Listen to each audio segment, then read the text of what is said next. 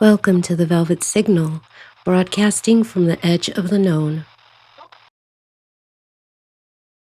Tonight, we trace a path up a forested hillside in Braxton County, West Virginia, a quiet town caught off guard by something unexplainable. It was September 1952. An object streaked across the sky, and when it landed, it brought with it something no one was prepared for. Because sometimes it's not just what people see that stays with them, it's the way they remember feeling. And whatever visited Flatwoods felt wrong.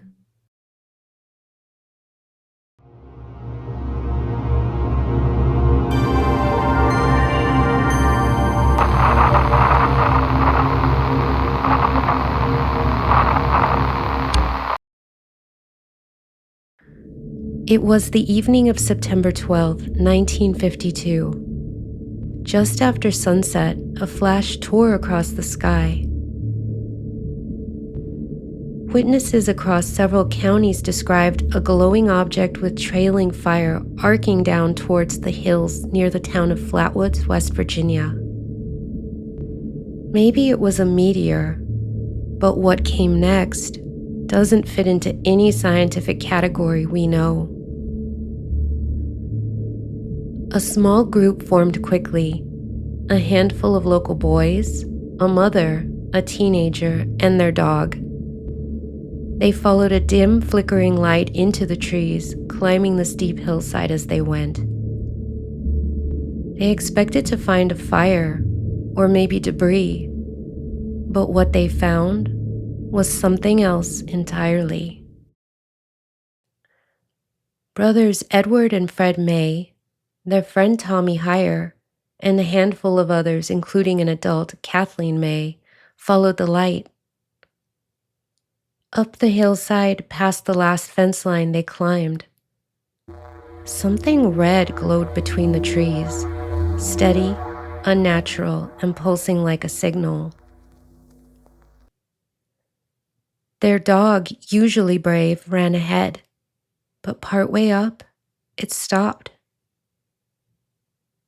The dog growled and then started howling, and then it took off in the opposite direction, back towards home and without looking back.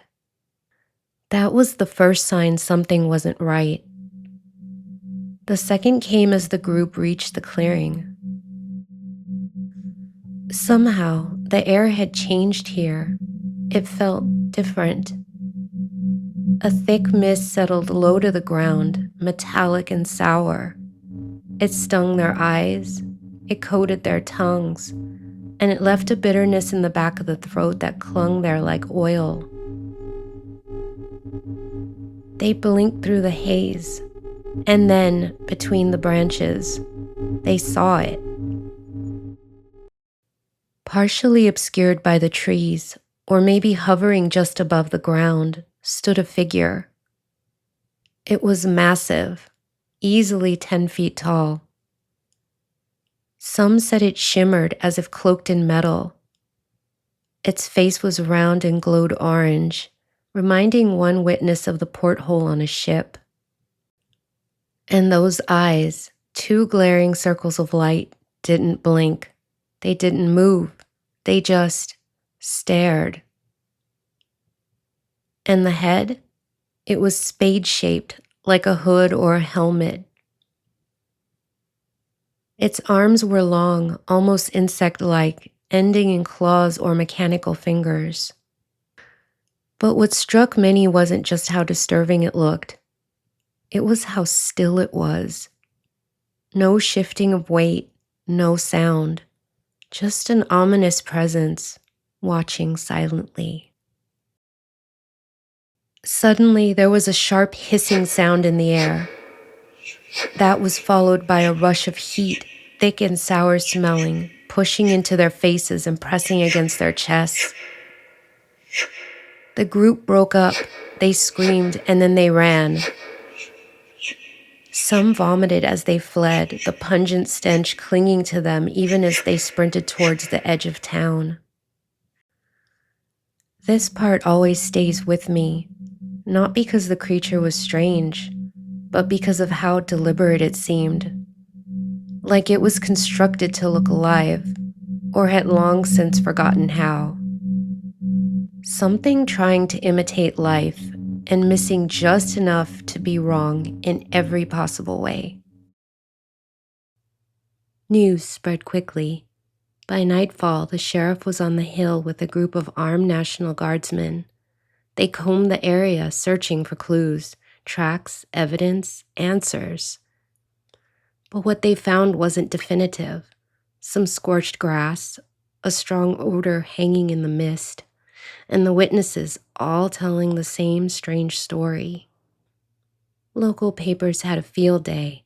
Braxton County Monster splashed across the headlines. Reporters flooded in from out of state, and radio stations picked up the story. Flatwoods was suddenly national news. But not everyone believed. Skeptics suggested it was just an owl, perched high on a branch, its eyes catching the flashlight beams. Its wings maybe mistaken for arms. Fear, they said, does the rest. But that explanation doesn't address the more disturbing details. A few investigators claim they registered radiation at the site, not residual heat, not smoke, but radiation.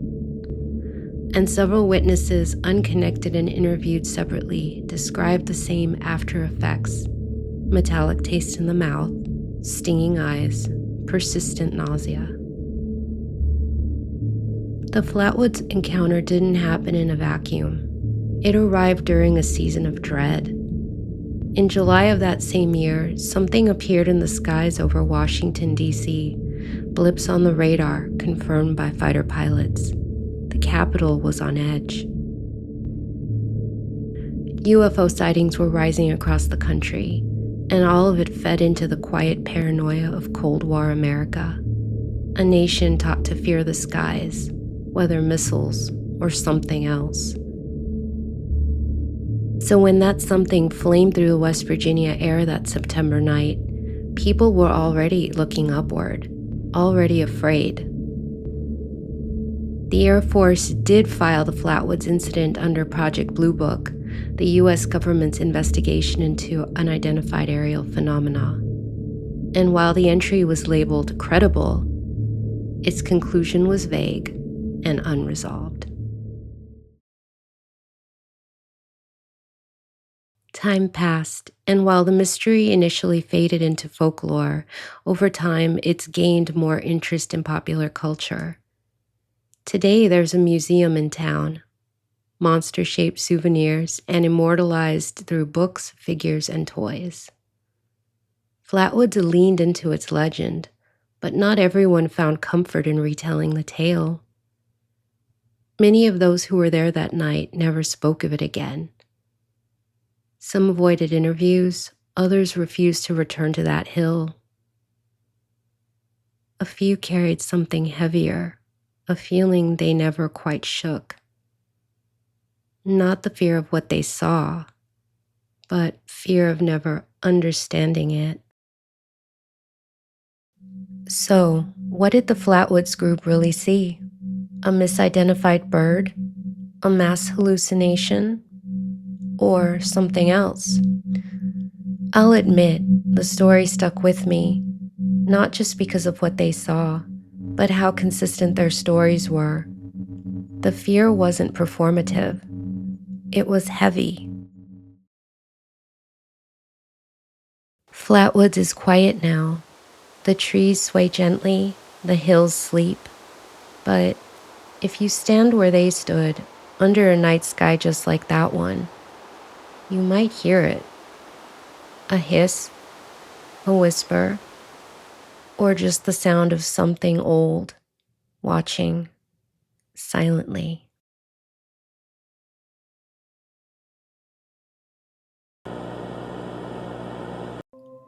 You've been watching The Velvet Signal, a broadcast from the edge of the known. If this story gave you chills, subscribe and stay curious, because we're just getting started.